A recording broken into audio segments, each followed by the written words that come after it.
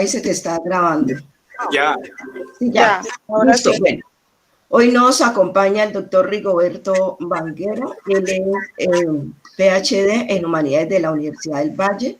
Ha trabajado todo lo que tiene que ver con territorialidad y minas en la parte del departamento del Cauca. Nosotros ya hicimos una charla con él y queremos que esta charla pues se enlace con la anterior para los que ya estuvieron. Y él es rector de la institución educativa San Antonio, en la vereda San Antonio de Santander de Quilichao. Y la vez pasada, como nosotros vamos a empezar a trabajar lo que tiene que ver con el plan de desarrollo, él nos dio algunos elementos básicos para ese trabajo y por eso decidimos invitarlo en esto del marco de la fiesta de oración al Niño Dios. Adelante, Rigoberto. Bueno, muchas gracias. Voy a apagar la cámara para que se escuche mejor, porque un poquito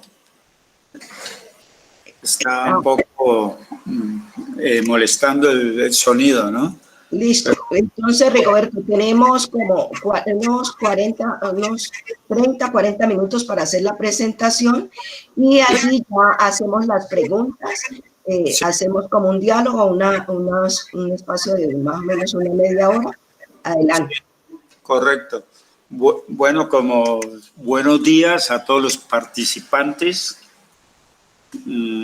Es un gusto estar aquí nuevamente, aprovechando la oportunidad y haciendo también transculturalidad, es decir, un diálogo de saberes muy importante para nosotros y para la región, sobre todo de una zona en la cual ustedes están ubicados, como es el corregimiento del Hormiguero, y está muy ligado a Puerto Tejada, y que es una parte originaria, ancestral, donde se desarrollaron procesos libertarios en toda esa parte de los Monteoscuros y el manejo de lo que es la territorialidad. Un elemento clave para comenzar es entender qué es territorialidad. Que la territorialidad es el territorio físico más la cultura. Entonces, cuando se unifican estos dos elementos, se llaman territorialidad, porque el territorio existe, es por la acción que iniciaron los primeros afrodescendientes en todo este territorio. Entonces, la cultura, esa transculturalidad afrodiaspórica que trajeron de África y que se adaptaron creativamente en estas espacialidades, como la del Hormiguero, Puerto Tejada, todo lo, Villarrica, Caloto, Padilla, todo este conglomerado forma parte de lo que se denominó anteriormente Monteoscuro. El Monteoscuro no es solamente Puerto Tejada, es todos estos municipios, incluido Villarrica, Guachené. La idea de esta ponencia de territorio y cultura, pues la he denominado genealogía de reconstrucción del espacio social de las comunidades negras en el norte del Cauca. El primer texto que voy a trabajar se llama La territorialidad en el contexto de la ley de origen. Quiero que entiendan que los afrodescendientes o nuestros antepasados o ancestros que llegaron a nuestros territorios siempre vinieron en sus interacciones cognitivas, o sea, en su mente, en su cerebro, en su sentipensar, siempre trajeron la idea de África y de sus connotaciones o construcciones, tanto históricas, sociales y políticas, y que en el proceso de adaptación creativa que se hace en estos territorios, pues realmente en un principio iniciaron fue con estos presupuestos teóricos, cognitivos, que trajeron de la experiencia africana.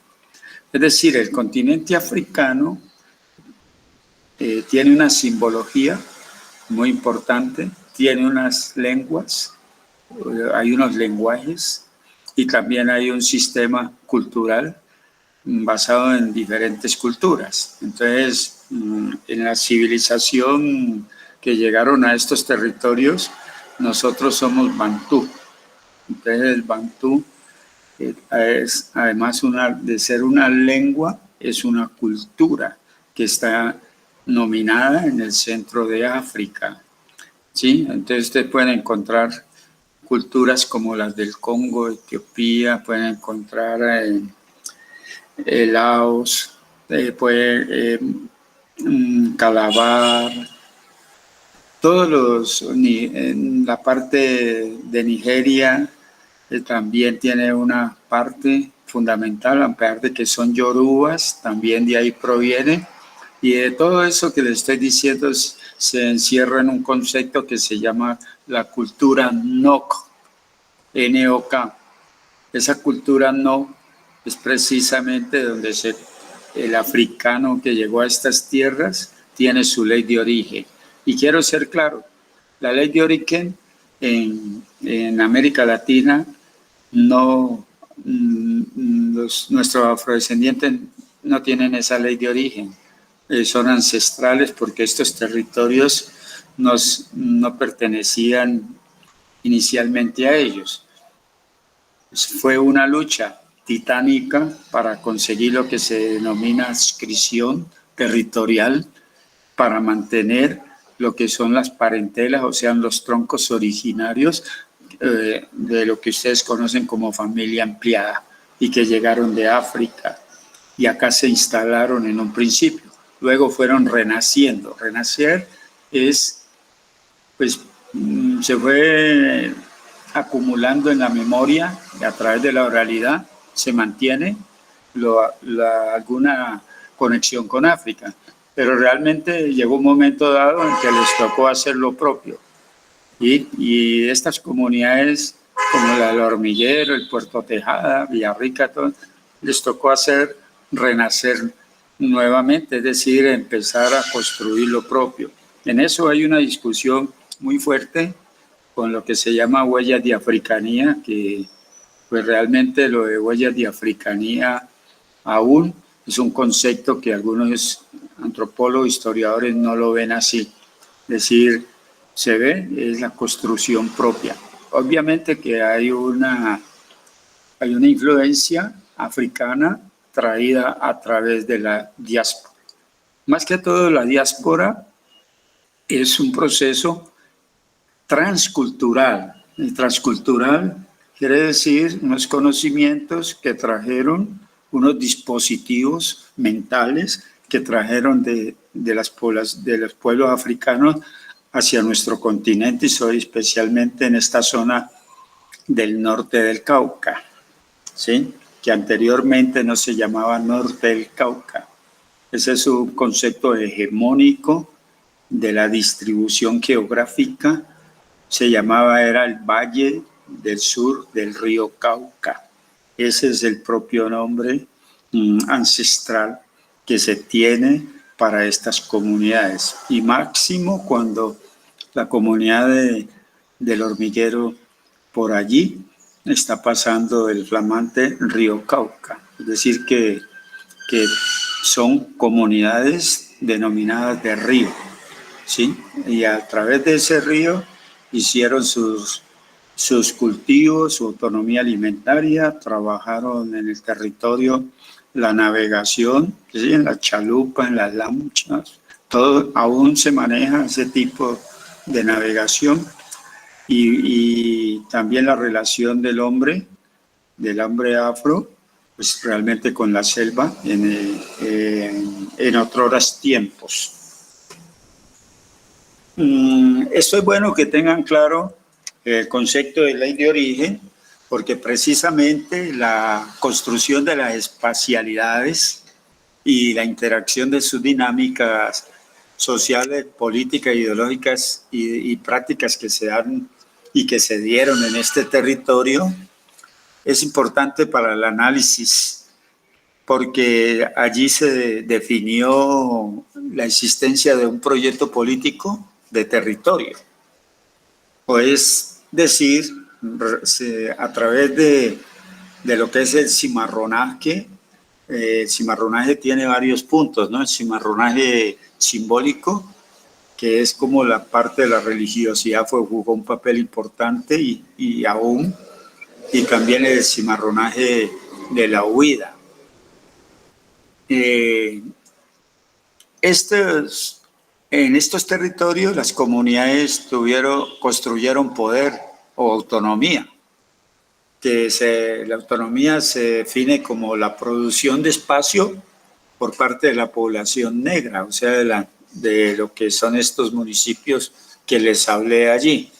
Ese concepto también se llama producción de libertad. La producción de libertad lo hicieron a través de contra los esclavistas y los dueños de las haciendas. Entonces se autonomizaron y también se volvieron libres casi desde el siglo XVIII. Ya venían construyendo su espacialidad, su territorialidad. O sea, todo esto tiene su génesis histórica en la tradición africana. Es fundamental. De ahí proviene su ley de origen. ¿Y ley de origen qué es? Es los principios creadores, el inicio, su cosmovisión, la relación del territorio con sus prácticas ancestrales. Ese es lo que se entiende por ley de origen.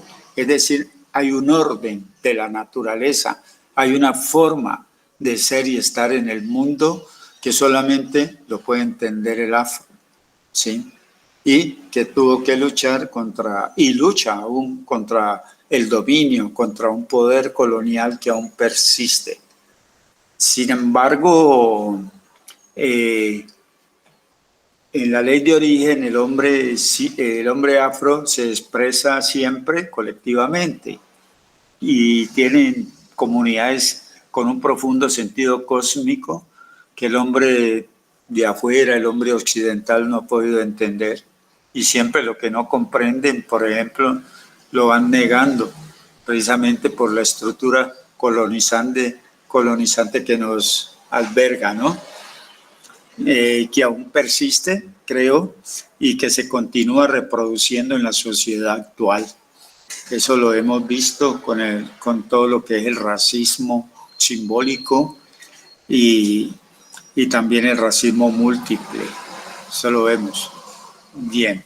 En ese territorio que estoy hablando, allí se evidencia lo que es la espiritualidad, ¿sí? Cuando uno hace investigación en los territorios del Pacífico, del norte, uno encuentra que la gente habla de los mundos y submundos, en la parte de la espiritualidad. Habla de la interrelación y la vida y que posee cada pueblo afro. Y hay unos ejemplos, por ejemplo, cómo esa espiritualidad en el territorio se refleja en la producción agrícola, la cual exige desarrollar tecnologías. Ellos también se basaron en los calendarios ecoculturales para la observación de los fenómenos celestes, y esos calendarios ecoculturales que aún existen, hay comunidades que todavía los trabajan, pero que ha sido el producto de la transmisión oral. En ese sentido, lo más importante, pues para mí fue encontrar la importancia de cada ser. O sea, ontológicamente, ser significa existir, ¿sí? Y para ello, pues uno lo conecta con que esas prácticas del ser y estar en el mundo plantea un significado de los recursos que hay en el territorio. Entonces, ¿para qué le sirven esos recursos? Para existir biológicamente, porque es que cuando hubo la colonización querían expulsarnos de los territorios y acabarnos. Ese es el problema de lo que se ve hoy con todas las políticas extractivas con la producción de oro que existe, las migraciones que se producen, ¿sí? Porque el territorio para muchas culturas afro es sagrado. Entonces, uno puede traducir en que la espiritualidad y la religiosidad se conecta profundamente con la cotidianidad. Y ustedes, el afro, cuando está en un territorio, realmente es muy religioso, tiene sus creencias, ¿sí? Porque sacraliza y reifica. Ahora, reificar es cosificar una historia que le ha costado lucha y dolor, y también una cultura que ha sido invisibilizada. Y por eso que están haciendo ustedes es importante. Perdón. Eso que están haciendo ustedes es importante porque permite algo que es un concepto que estoy trabajando distinto, que se llama lo videcible. Es decir, es mostrar, ¿sí? Transmitir, ¿sí? Ahora bien, las comunidades vienen resistiendo en estos territorios a través de sus creencias, ¿sí? Y eso es importante, ¿sí? En la parte de la cosmoexistencia, en la parte de la cotidianidad. Se viene analizando a través de las organizaciones sociales. Uy, ya me está llamando. Disculpe. ¿Aló? ¿Aló? Sí. No, dame que estoy en una conferencia. Le llamo luego. Bueno. Disculpen. Bueno, entonces, es decir, que lo que quiero plantear es que el afro, para entender la ley de origen, tiene que unir dos cosas: territorio y su cosmogonía, para poder tener una interpretación del mundo. El territorio no puede ser un conjunto de tierras. El territorio tiene que tener la interacción del ser humano, ¿sí? Para poder, una cosa es entender la transformación de la realidad donde él persiste en estos territorios, sobre todo en el norte del Cauca, y otra cosa es comprender la transformación social. Entonces, esto le permite establecer la relevancia de los valores relacionados con el espacio.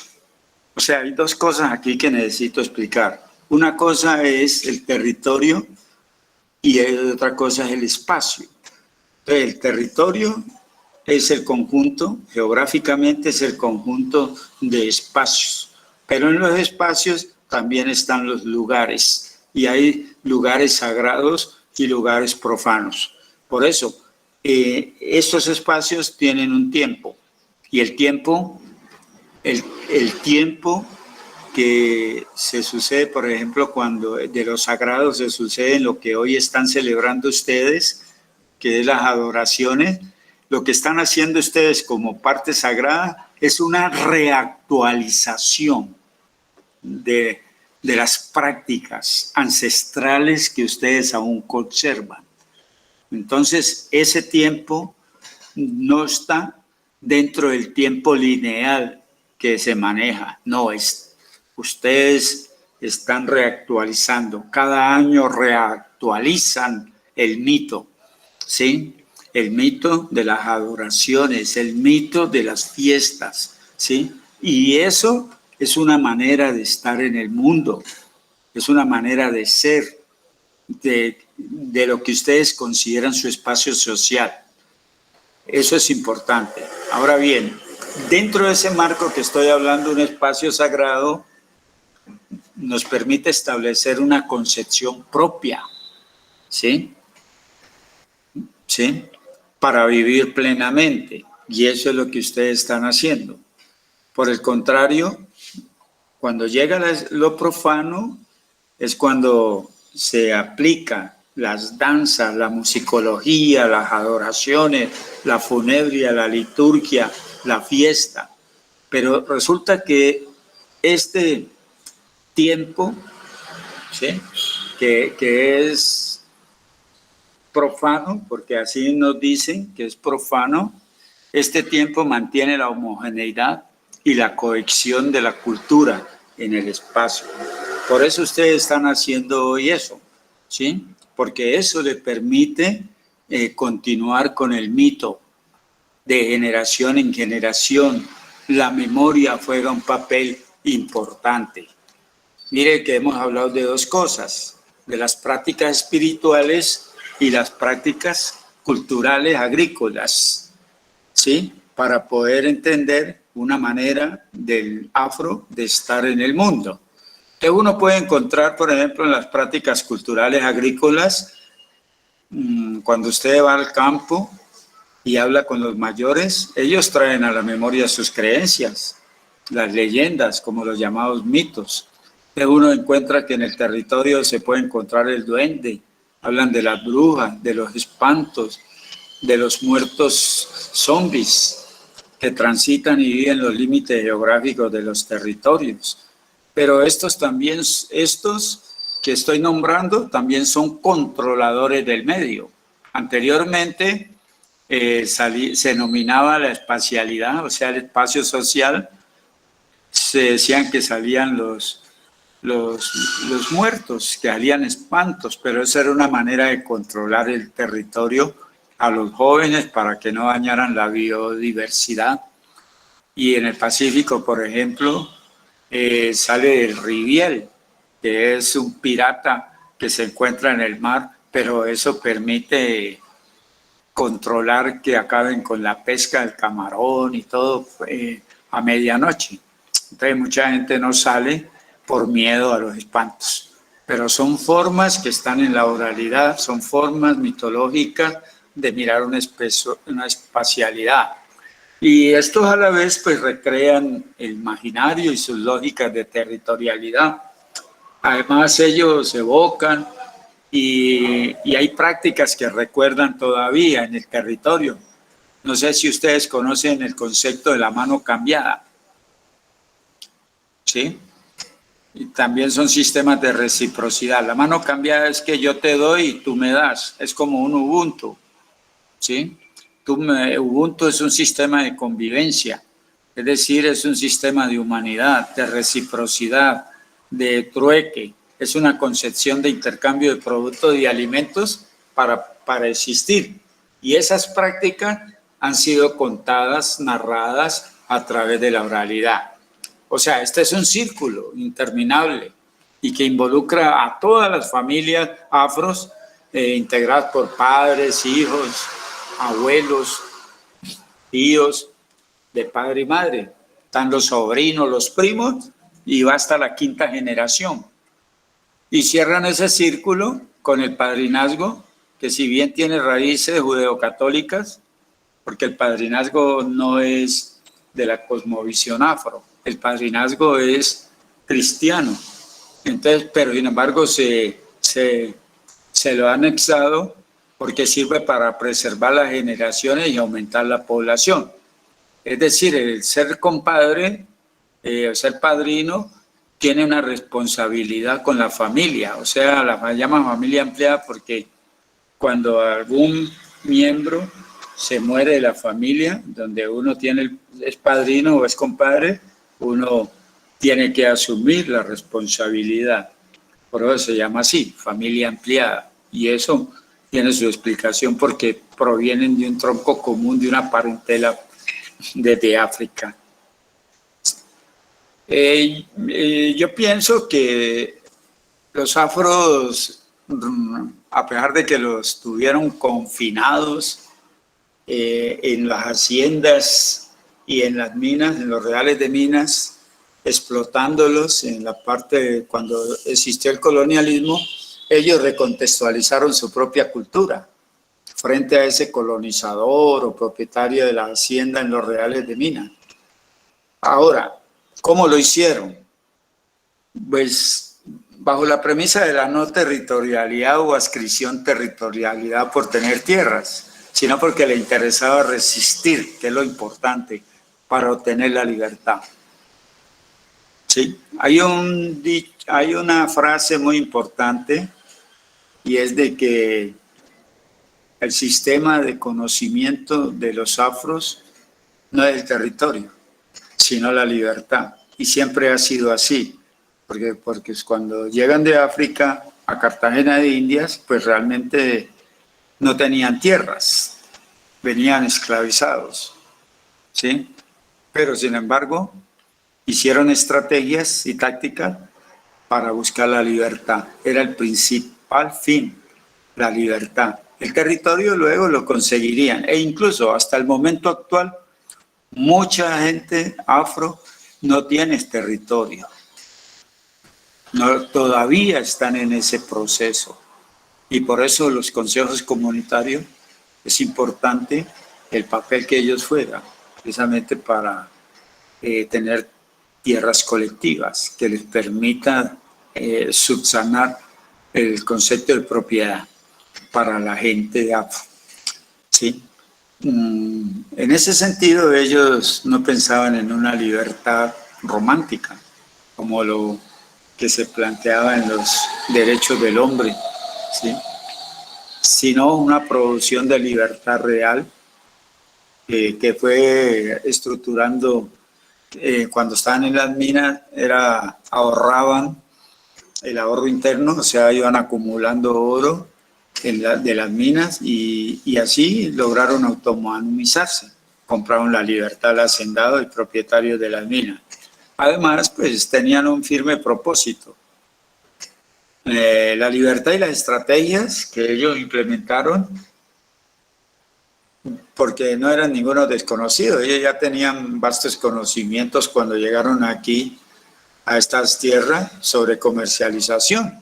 El negro que llegó de allá, el afro, sabía planear acciones para configurar el territorio en cuanto a sus recursos naturales, sabía racionalizarlos, situación que el hacendado nunca conoció. El hacendado siempre creyó que el afro no sabía nada, no tenía conocimientos, y precisamente porque nunca venía a las haciendas. Aquí en Puerto Tejada, por ejemplo, hay muchas haciendas, ¿no? Que están como la Perico Negro, bueno, San Vicente por acá, Japio, todas esas haciendas eran dueños de los Arboledas y los Mosqueras, pero nunca venían, siempre era el capataz el que manejaba, o sea, por eso se le llamaban ausentistas. Además, no supervisaba las haciendas y las minas. Y aquí hay algo con lo que ustedes manejan, con las adoraciones, que solo veraneaba en la Navidad, y cuando se hacían las adoraciones o las novenas al Niño Dios, precisamente a la población afro no le permitían salir en la Navidad, por eso no se celebra el 24 ni el 25, sino que se celebra en enero o en febrero, porque ya no está en las haciendas, ¿sí? Entonces, de ahí que por ello las fiestas de Navidad y el arribo del Niño Dios lo hacen en los meses de enero o febrero. Donde pues está usted más conocedores que yo en esa parte donde se bailan las fugas, se hacen las expresiones culturales, e incluso pues la fuga representa la huida hacia los Palenques y Monteoscuro, y él forma parte de un sincretismo que lo vincularon a sus prácticas ancestrales, fundamental. Forma parte del legado espiritual y cultural traído de África, sobre todo de una zona muy importante en África, que es Dahomey, ¿sí? En este sentido, la tradición oral persistió, a pesar de todo el vaciamiento y negación que históricamente han realizado las élites hasta ahora, ¿sí?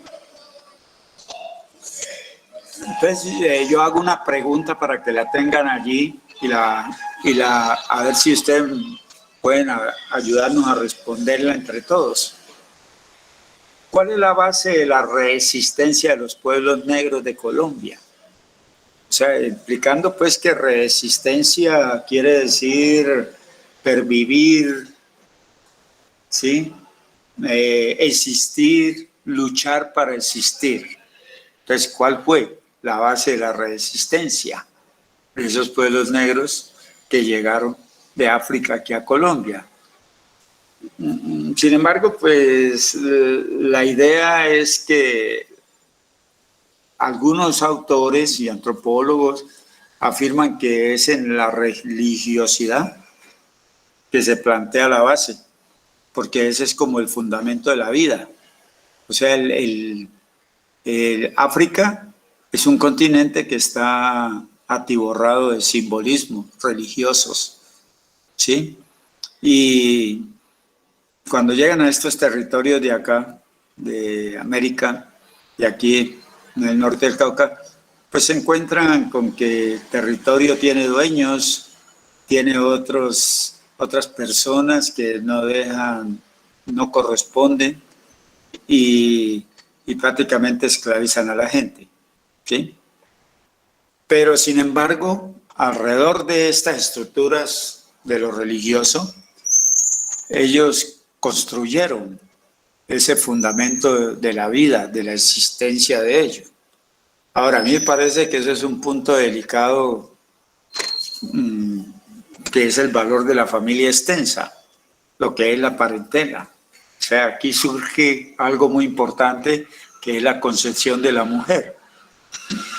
Desde las concepciones africanas de vida, que se le endilga y no al hombre. O sea, por eso la mujer actualmente es casi que es una sociedad matrifocal, porque la mujer es casi que la cabeza de hogar, por encima del hombre. Casi que ella se ganó ese papel a punta de trabajo y de fuerza y de procesos libertarios. Además, porque anteriormente, en los siglos pasados, no era una sociedad matriarcal ni matrifocal. O sea, como se le denomina actualmente, ¿no? La mujer juega un papel preponderante en las territorialidades negras porque ellas son las que realmente construyen, reinventan las prácticas y los conceptos que tienen diferencias, ¿sí? Y hay una diferencia muy abismal con el hombre, porque al hombre le correspondió el papel para la salvación de la generación. O sea, esos son los roles que en lo que se llama Ubuntu se han endilgado, o cada cual tiene un papel, ¿no? El de la mujer, el de sacar adelante la parentela, y el hombre, el de la salvación de la generación. Por eso se llama resistir, pervivir, porque si no buscaban estrategia, pues realmente era una cultura que iba a desaparecer. Entonces hay que tener mucho cuidado con no creer en el montaje de la matrifocalidad, para que me entiendan claro. Esto es, la matrifocalidad se entiende como si la unidad familiar prototípica es la que representa al padre, la madre y los hijos. Bueno, en ese sentido, la familia matrifocal, también llamada matricéntrica, es esa en la que el núcleo familiar básicamente consiste en la madre y los hijos, ya sea de forma permanente o por periodos temporales. En esta estructura, la ausencia del padre puede deberse a muchas razones, ¿no? Son culturales, como en un tiempo se llamó la poliginia, que era que una mujer podía tener varios hombres, podía convivir. Y la poliandría era al revés, varios padres, un padre o un hombre podía vivir con muchas mujeres. A eso también se le denominaron la separación de sexos. Y también otra de esas particularidades era de índole económica. Ahora bien, por necesidad parental de emigrar o por actividad militar o por muerte del padre. Siempre la mujer, lo que quiero plantear aquí estuvo al frente de la parentela, al frente de la sociedad matriarcal. Estuvo sacando la casta para ser la orientadora del hogar como lo es hasta ahora, ¿sí? Eso es fundamental. Dentro de esto, de los territorios, hay un concepto que también manejo, que se llama producción de espacio. ¿Qué es producción de espacio? Para que me entiendan lo de territorio. Perdón. Son las fuerzas productivas que no pueden definirse únicamente por la producción. O sea, las fuerzas productivas que hay en un territorio, en la tierra, los instrumentos para labrar la tierra, ¿sí? Todo eso. Se define como la producción de espacio cuando el afro empezó a reinventar la espacialidad del propietario de las haciendas y las minas y logró irse apoderando a través de las luchas de territorios. ¿Precisamente para qué? Para poder éticamente orientar a sus comunidades, darles tierra para poder vivir. Y lo pueden observar, un ejemplo es en la Constitución de la ley de 1851, del Estados Unidos de Colombia, con José Hilario López, pues cuando quedaron sin que se dio la abolición de la esclavitud, muchos de los afros en esta zona, de lo que llaman Monte Oscuro, el río Palo, no tenían tierras. ¿Qué les tocó hacer? Porque cuando quedaron libres de la manumisión, pues no tenían dónde ir a trabajar, dónde vivir, pues les tocó luchar, reinventar ese tipo de espacialidad y lograr la consecución de tierras, como hoy en día. Casi que desde 1850 para acá hubo la producción del cacao, que fue muy importante en esta zona donde están ubicados ustedes, Puerto Tejada, Villarrica, Padilla, fue productores a nivel nacional, internacional incluso del cacao.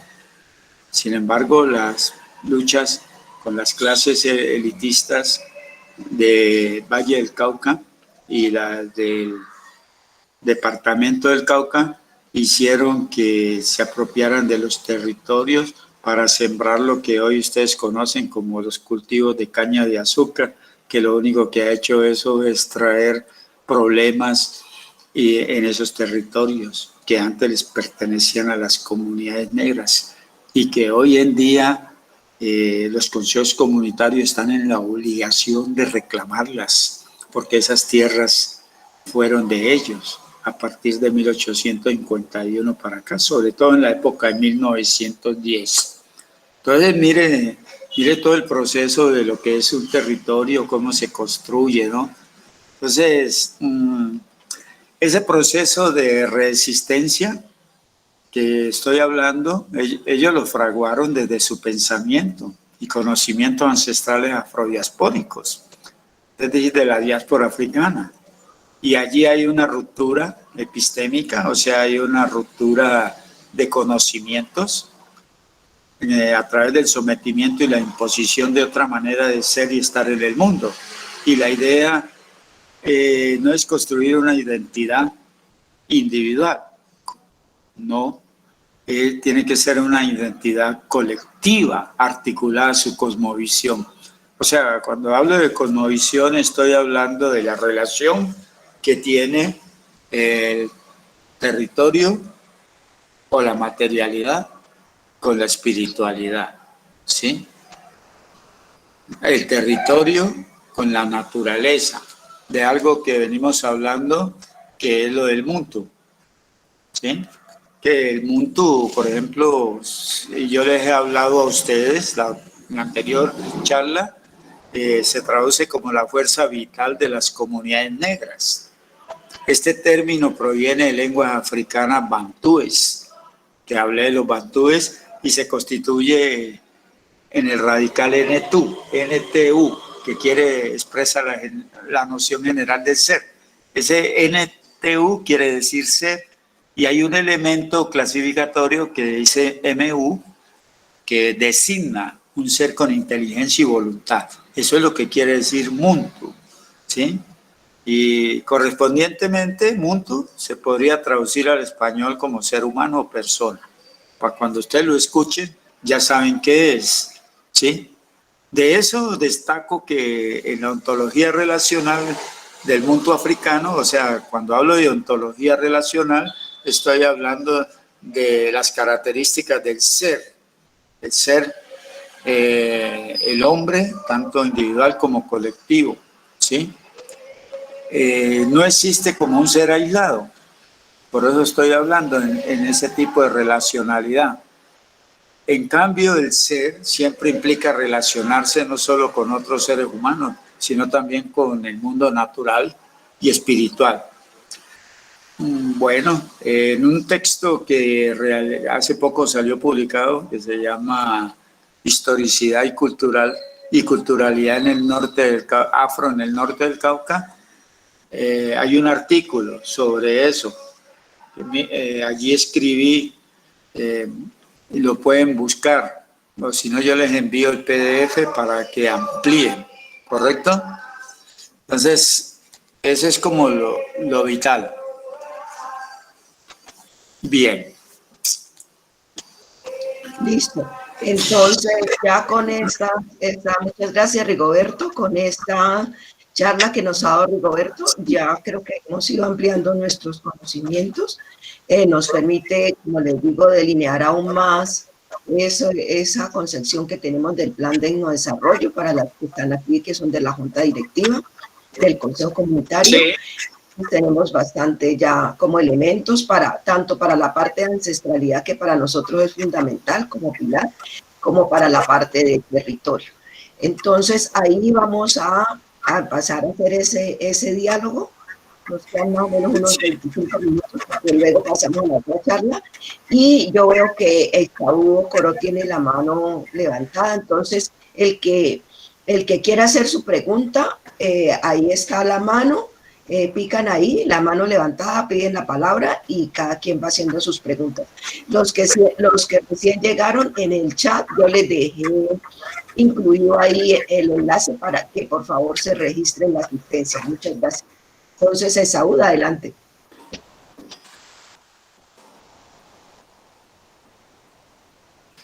Esaú. Bueno, si otra persona va a hacer una pregunta, también levanta la mano. Lilia, ¿vos ibas a hacer una pregunta? No, yo vi que había levantado la mano.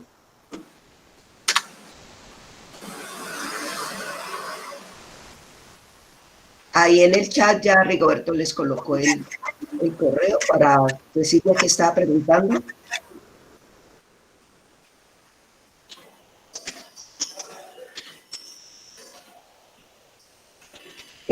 Esaú, ¿o quién va a hacer alguna pregunta? Otra. Cecilia tiene levantada la mano. Adelante.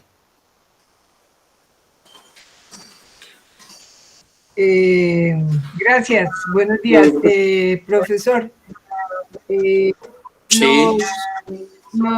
El concepto de territorio, entonces, como usted explicaba, tiene que ver con una idea comunitaria. ¿Cómo era eso en África y cómo lo tradujeron aquí los pobladores de esas riberas del río Cauca? Bueno, voy a hablar con un concepto que trabajan dos autores, ¿no?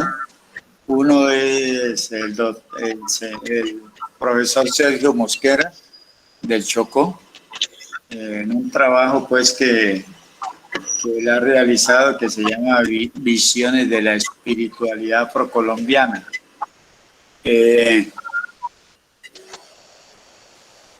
También Jaime Arocha también trabaja.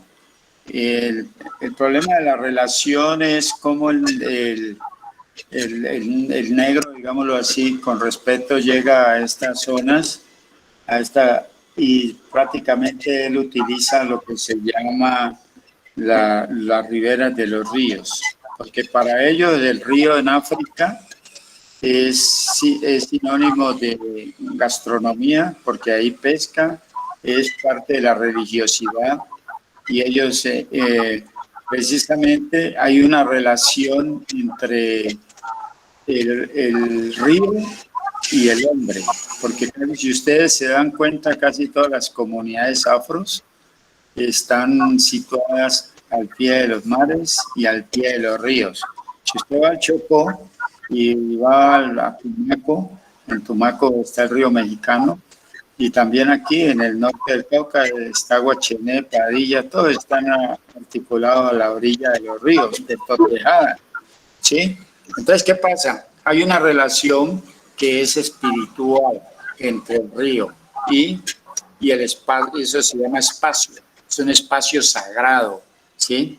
Y sobre todo, como espacio sagrado, es el que le está dando todo lo que es seguridad alimentaria, porque ahí se pesca, ahí se trabaja, el río es una arteria fundamental para el desarrollo de su cultura. Y además también hay creencias básicas en el sentido de que cuando una comunidad afro llegaba en un tiempo a un espacio ya había sido habitado por otro, tiene que empezar a hacer prácticas espirituales para sacar los espíritus, ¿sí? Porque si no, los espíritus no dejan que otra gente llegue. Entonces hay que hacer un trabajo que se llama armonización y es buscar el equilibrio. Esas son una de las razones importantes en las cuales se basó la resistencia. Resistencia es pervivir, es luchar para vivir, porque es que realmente las élites siempre los confinaron en las haciendas, siempre. Por eso ellos hay dos clases de resistencia. Uno, que es la huida, ¿sí? El cimarronismo físico, que se van. Y los que huyeron siempre se hicieron en lugares o espacios como los palenques. En Colombia hay dos palenques. Está el palenque, hay tres, digámoslo así, en el sentido conocido, como el Palenque del Castigo en el Cauca, que es la paz de Iscuandé, todo. Y está el Palenque Tadó, en Chocó, y el palenque de San Basilio. Esos son los palenques pues fundamentales y realmente siempre están al lado de los ríos, ¿sí? Muy importante, porque el río es el proveedor de todo y hay una relación unívoca. Y el afro siempre estuvo en la selva, porque la selva le provee de todo. Para ello es básico. Y eso, por eso les digo yo que el principio importante de la resistencia son la religiosidad conectada a los ríos. Lo que yo le digo es, en tu cosmovisión, es la cosmogonía, que es entender cómo funciona el cosmos, ¿sí? Y a través de ese cosmos hicieron sus calendarios ecoculturales muy distintos a los que hacen las comunidades estructurales como la comunidad mestiza, ¿sí? Entonces es muy rico investigar para mirar cómo hacen, cómo le dan una proyección a un sistema de vida, a un sistema alternativo, un sistema de etnodesarrollo, de buscar sus propias prácticas ancestrales y articularlas al territorio. Si pusieron atención, vieron que como yo he ido organizando las prácticas ancestrales, que desde la agroecología, la agricultura, las creencias, ¿sí? La participación, como lo ven, las luchas al territorio. O sea, la base principal finalmente es el territorio. El territorio es sagrado, es un lugar sagrado. a pesar de que tenga selva, que tenga lugares. En los lugares donde se realiza la historia, ¿sí?, de los grupos sociales. Y la de los afros, aquí en Colombia, ha sido el territorio. Es lo importante. ¿Sí? ¿Aló? Bueno, voy a pedirles un favor y es que luego de que hagamos la pregunta, apaguemos el micrófono para evitar que la interferencia. Patricia.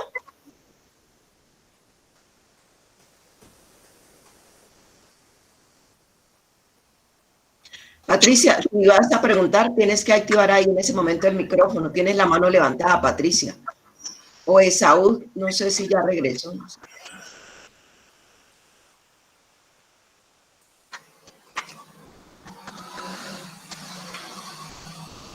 Bueno, mientras yo quería hacer una pregunta, usted planteaba, Rigoberto, en un momento de que, digamos, papel de los consejos comunitarios es ese reclamar esos territorios que hoy, que en un momento dado fueron todos de la comunidad negra y que poco a poco se fueron perdiendo, ¿no? Especialmente, digamos, después de, yo digo, entre 1920 y 1940 más o menos, que se fueron perdiendo todos esos territorios.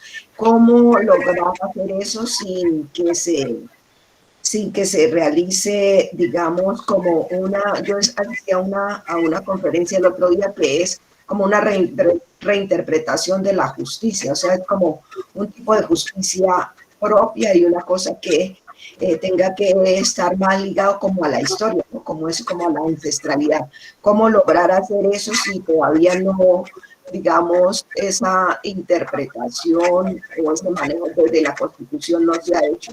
Precisamente en esa charla en que yo estuve estaban unos de derecho de los Andes, los unos eran de los Andes, creo que no eran del Rosario, y ellos estaban planteando precisamente que tenían que ponerse a hacer todo ese tipo de, digamos, replanteamientos e interpretaciones jurídicas, ¿no? ¿Cómo avanzar sin que eso se haya dado? Bueno, esa pregunta tiene esta connotación. En Colombia hay dos clases de derechos. Hay el derecho jurídico y que el derecho jurídico, derecho positivo, y el derecho natural, que siempre es el que ha persistido en las comunidades de origen. Cuando hablo de comunidades de origen, estoy hablando de las comunidades negras y de las comunidades indígenas, ¿sí? Pero en este sentido, siempre me lo he preguntado y la respuesta que he dado es la siguiente. Yo pienso que los que más han avanzado en la parte del derecho consuetudinario, pues que se basa en la ley y en la costumbre, han sido los indígenas. Y precisamente porque ellos tienen un sistema propio de derecho. El derecho afro-consuetudinario, derecho negro, todavía está siguiendo los pasos del derecho jurídico, que es un derecho que ha hecho los hombres y que no está ligado a las coexistencias o cosmovisiones de que la relación con el territorio. Porque cuando el derecho, o sea, el territorio está ligado al cosmos, o sea, ese proceso identitario es mucho más fuerte, ¿sí? Porque precisamente la premisa que estoy esbozando es que los indígenas tienen un derecho propio, que se llama derecho mayor, y ese derecho mayor está fundamentado en lo que se llama la jurisdicción especial indígena. Una cosa para el derecho afro o afroconsuetudinario, podríamos decirlo, porque también se basa en la ley y en la costumbre, y es el problema de que solamente tienen un reconocimiento básico y es la ley 70, pero la ley 70 no es un derecho ancestral ni originario. La ley 70 es un derecho jurídico hecho por los hombres, no contempla el derecho natural, ¿sí? y el derecho natural es el derecho propio de estas comunidades, ¿sí? Cuando se tenga un derecho propio ligado en una jurisdicción especial, porque precisamente se hacen las leyes, los indígenas. Pero mire, y el Estado tiene que entrar a concertar, pero eso significa años de lucha y de trabajo. Y eso les decía yo en una charla acá con abogados precisamente afros, pero que abrazan el derecho positivo. Les decía que en mucha razón de esta pervivencia y culpa la tienen son las organizaciones mismas, las organizaciones afroculturales, que no han perdido tiempo dedicándose a la parte política. Sobre todo les ha importado más la política de representatividad y los problemas serios como son los de territorios, ¿sí? Simplemente se han enfrentado con otras culturas, ¿sí? Acá como los casos que ha pasado acá, por ejemplo, en Quilichao, ¿sí? Y donde el Estado les ha hecho un juego, que les ha vendido los terrenos, ¿sí? Que pertenecen a indígenas y viceversa. Entonces los que han hecho lo han inventado en una confrontación entre ellos. Y lo mismo en el conflicto que hubo entre Nazas en Caldono y Misax en los resguardos de la laguna y de ovejas, ¿sí? Laguna, Naxa y oveja. También hay un conflicto donde las comunidades afro se ven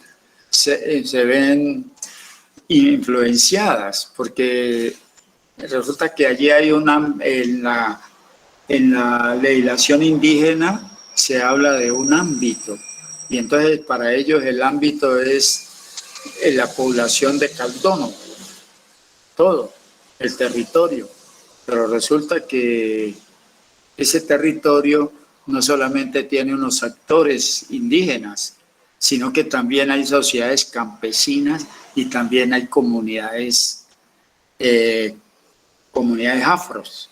Y entonces se estaba armando un problema serio y entre la NUC y los Misax y las comunidades afro y campesinas contra los Nazas.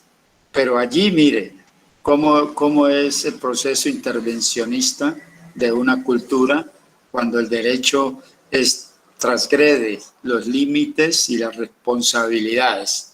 Porque es que ese derecho que se manejan en estas comunidades indígenas no tiene en cuenta lo que maneja el derecho positivo, que son los derechos, que son los sujetos procesales.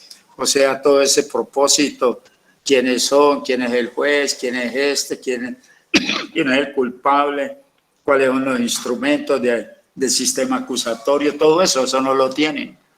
Ellos están basados en sus leyes de origen y también están basados en escrituras, en cédulas reales. Y precisamente es un ejemplo que yo coloco.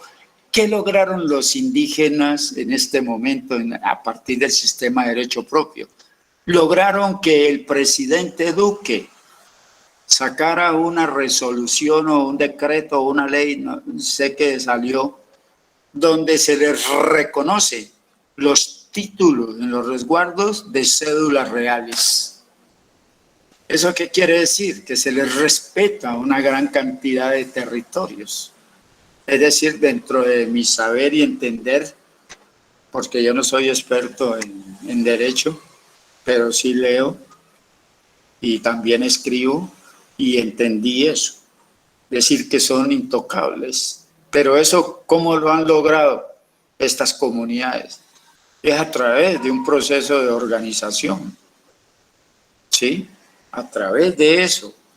Y yo hago una pregunta para ustedes. Y sería bueno que me la respondieran. ¿Cómo hacen las comunidades afros, sí, lo ético y lo moral? en sus territorios. O sea, o cómo construyen, ¿sí? Cómo construyen los espacios éticos y morales en sus territorios para entrar así en un proceso. Porque es que el problema de los territorios en los indígenas, por ejemplo, es con ley de origen. Ellos tienen articulado 4 espirales. Uno es la relacionalidad, otro es la vincularidad, otro es la reciprocidad y otro es la dualidad. Es decir, allí en la dualidad ambos se complementan, no se excluyen. Porque en la filosofía occidental, el hombre y la mujer, por decir algo que es dual, se excluyen el uno del otro. O es hombre o es mujer. No, acá se complementan. Ese es un proceso, una espiral de relacionalidad. ¿Sí? Y además yo pienso que la solución para mí está en la organización de toda la comunidad afro, pero con un sentido de organización tanto cultural y política, y dejar los sesgos. Y por ejemplo, ahorita he estado mirando por ahí que en vez de estar trabajando en estos procesos libertarios que aún no terminan, están hablando de elegir un presidente afro. Están metidos en ese cuento. A mí me parece que eso es perder todavía la ruta, ¿sí?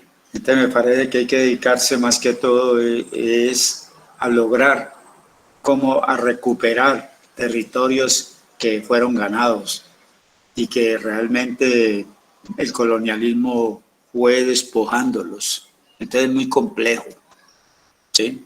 Y no tendría la respuesta clara para eso, ¿sí? Pero es mi apreciación.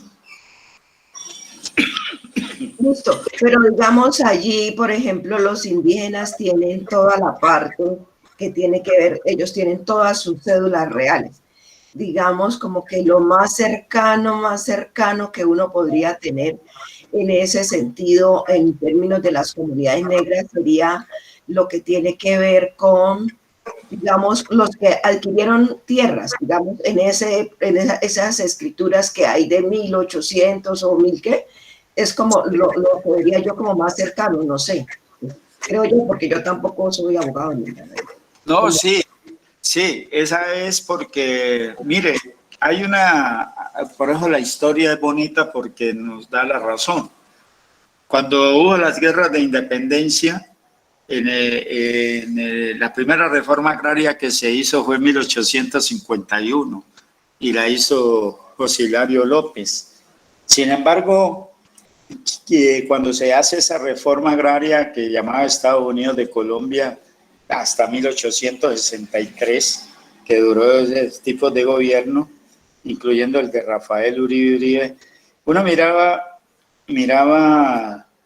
que a quienes fueron los que premiaron dándole la reforma agraria fueron a los grandes militares que participaron en la guerra de independencia, ¿sí? Y a ellos les dieron 1000 hectáreas en Colombia. Y a los afros e indígenas que participaron, que pusieron las muertes, que pusieron la vida, no les dieron absolutamente nada. Luego va la reforma, una segunda reforma, y la hace en 1905 en un gobierno que se llamó el quinquenio del general Rafael Reyes, ¿sí? Bueno, allí hubo una protesta, se disminuyó la reforma agraria y ya la cantidad se la dieron a otros militares que participaron en la guerra civil de 1899 a 1902, la guerra de los 1000 días, ¿sí? A ellos les dieron. Muchos de las élites que hay actualmente tienen esas tierras y se las han dado en herencia, ¿sí? Incluso ahí en Puerto Tejada, en Santander de Quilichao, todas esas tierras las obtuvieron mucha gente de las élites, pero a los afros, a los indígenas, no les dieron nada. Simplemente son procesos de resistencia en Monteoscuros, donde la propiedad de la tierra la gente hizo una apropiación por otros medios. Y entonces es en el año de 1917 cuando por primera vez en Colombia se forma una alternancia, o sea, un proyecto alternativo que se llamó la comunitariedad. Y entonces empiezan todas estas tierras que hay aquí en lo que se llama el puerto, hasta Miranda, y la Robleda aquí en Santander y Caloto, y todo, se formaron esas tierras. Pero esas tierras, los propietarios eran afros, así no tuvieran las escrituras. Y lo único que les han dado, son los mapas catastrales, ¿sí? Porque no tienen escrituras. Poco a poco las han ido, pero precisamente hacia el año del 2012 salió una ley sobre el saneamiento de la tradición y querían quitarle la tierra a la comunidad afro, las tierras que ellos habían conseguido a través de la ocupación, a través del proceso libertario, ¿sí? Sin embargo, las élites del Valle del Cauca, le nombro algunos, como los Garcés, los Ángeles, todos esos, ¿sí? Los Negrets, todos esos se fueron apropiando de las tierras. Sí, en el año de 1910, ¿quién se apropió de las tierras del norte del Cauca? Los Eders, ¿sí? La familia Eder se fueron apropiando de tierras que eran propiedad de la población afro, ¿sí? Y miren lo que convirtieron en caña de uzales, cañas de azúcar. Por eso el desarrollo es precario, porque simplemente es un monocultivo que se funciona. Entonces, esas tierras las están reclamando las comunidades afros. Y también le surge otro, que las comunidades indígenas con cédulas reales también tienen derecho a esas tierras. Y eso lo explicaba en algunas conferencias que estuve participando con Feliciano Valencia. Participaba en la zona de concentración antes del proceso de paz, antes de la firma. Era que él solicitaba todas esas hectáreas que a ellos les pertenecía por conducto de cédulas reales. Entonces mire cómo se va ampliando el conflicto, ¿sí? Pero si lo que yo vengo y vuelvo y retomo, si los consejos comunitarios, que son la organización base, la organización poderosa, los que hacen copoder en el territorio, que cogobiernan, no se organizan bien, ¿sí? Y tienen objetivos claros y precisos, pues no van a poder incidir en nada, ¿sí? Entonces, incluso yo pienso entre mis adentros que la ley 70 debe sufrir una reforma y una transformación mucho más moderna, ¿sí? Porque son muy pocos los desarrollos que ha tenido la ley 70, empezando por las comunidades de acá, de este sector que no son del Pacífico, ¿sí? Que algunos consejos comunitarios, por ejemplo, como el mío, donde yo trabajo, no tiene el reconocimiento jurídico y lleva años buscando ese reconocimiento. O sea que si no tiene reconocimiento jurídico, no es nada, no pasa nada, ¿sí? Entonces se debe organizar. Eso para mí es organización y acción y lograr unir. Bueno, yo creo que todavía nos queda como mucho espacio para seguir conversando, bien amerita, a ver si el COI nos permite la siguiente charla. Y muchas gracias a Rigoberto. Lo que nos planteaba él ahí que no tienen reconocimiento jurídico, nosotros mismos estamos en eso. Ya le doy la palabra, Luis. Nosotros mismos estamos en eso. Nosotros llevamos solicitando reconocimiento, digamos, no jurídico. Nosotros tenemos reconocimiento de la alcaldía, más no tenemos no hemos sido registrados. Y hoy, digamos, la pena que se ha dado, digamos, el gobierno nacional es a aniquilar totalmente los consejos comunitarios, negando el registro en el Ministerio del Interior, en ese registro único de comunidades negras. Se da la pena, ¿por qué? Porque digamos, todos los recursos, toda la canalización de los recursos hoy en día los hacen es a través de los consejos que están registrados en el Ministerio del Interior. Entonces empieza, es como que le están sentenciando a la muerte a usted a cuentagotas, ¿no? Ese sería la cosa. Pero bueno, ahí seguimos luchando. De todas formas están los estrados jurídicos. Adelante, Luis. Y sería la última intervención, porque ya ahora empieza la otra charla.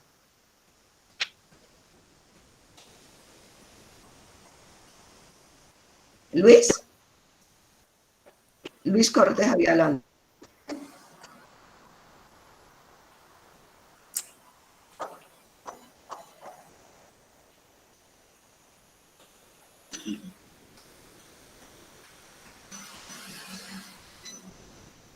Sí. Pasó. Luis, usted tenía la mano levantada, iba a levantar la mano, iba a intervenir. Sí, buenos días. Es que tengo problemas con el micrófono. ¿Ahí sí me escucha? Sí, le escuchamos. Muchas gracias. Soy Luis Cortés, de la colonia Barbacoana, residente en Cali. Gracias por toda esta temática que realmente son importantes. Tendría dos preguntitas allí para el doctor, y es la siguiente, ¿no? Preguntar a ver si existen bibliotecas o sitios donde alguien interesado que quiera conocer la historia, nuestras historias, y pueda acceder de forma fácil y para poder tener ir metiendo ese conocimiento en la mente y, ¿por qué no irsela pasando a nuestros jóvenes que nos vienen siguiendo? Y lo otro es, ¿cómo hacerle entender a nuestras comunidades sobre la importancia de ser dueños de nuestras tierras? Ojalá, porque es que a veces se emociona la gente y la vende por cualquier 2 pesos o la vende bien vendida y la plata se acaba, la tierra sigue. ¿Por qué también no hacerle entender la importancia o cómo hacerle entender la importancia de vender al interior de nuestras comunidades? Esa sería mi preguntita. Muchas gracias. Bien. Bueno, muchas gracias a usted. A mí me parece en la primera pregunta que es muy importante porque realmente nosotros desde el doctorado de Humanidades, de la cual pues he sido profesor allí, hemos venido desarrollando por una biblioteca afro, ¿sí? Y apenas se está organizando en el doctorado de Humanidades de la Universidad del Valle. Hay algunos textos y tanto en tecnología y físicos. O sea que si va al doctorado de Humanidades en la Universidad del Valle, allí los puede encontrar y en esa parte. Y también está el doctor William Mina desarrollando un trabajo de lo que es la biblioteca afrocolombiana, con el doctor William Mina, que es uno de los expertos en Zapata Olivella. ¿Sí? Sí, lo pueden encontrar allí. Él está organizando la biblioteca afrocolombiana. Y el otro es el doctor Darío Henao, decano de la Facultad de Humanidades, que tiene también una biblioteca, un centro virtual llamado Jorge Isaac en la Universidad del Valle, y ellos están trabajando todo lo que es lo de San Manuel Zapata Olivella y todos otros autores afros. Hay otro proyecto que estamos trabajando en la Universidad del Valle de Buga, por si de pronto le interesa, podría mandar los enlaces más adelante. y estamos capacitando a todos los profesores de esa zona y se llama el Valle Lea Manuel, o sea, el Valle Lea Manuel Zapata, donde estamos trabajando con instituciones de básica primaria y básica secundaria, todas las obras de Manuel Zapata Olivella. Y estamos dando conferencias al respecto, haciendo programación de arte, pero arte negro, ¿sí? Entonces estamos trabajando toda la parte de lo que es cosmovisión y religiosidad, y nos ha ido muy bien. Entonces en ese proyecto estoy yo, en el Valle Lea Manuel. Estamos buscando apoyo precisamente. La idea del Valle Lea Manuel es leer las obras de Manuel Zapata Olivella, es decir, el Chango el Gran Putas, leer Pasión Vagabunda, también leer El Árbol Brujo de la Libertad. Tiene muchas obras Manuel Zapata Olivella, y entonces con los estudiantes desde la básica primaria comenzamos a leer y a trabajar. Eso es lo importante y nos estamos reuniendo. Ahora nos reunimos virtualmente. Entonces, eso es como lo que yo conozco. Y en Popayán también hay otro centro, en la Universidad del Cauca, que está el profesor José Caicedo, que es afro, y realmente con él se está trabajando también en esa zona, en la parte de nueva educación afro, y también hay una serie de publicaciones. Yo voy a enviarle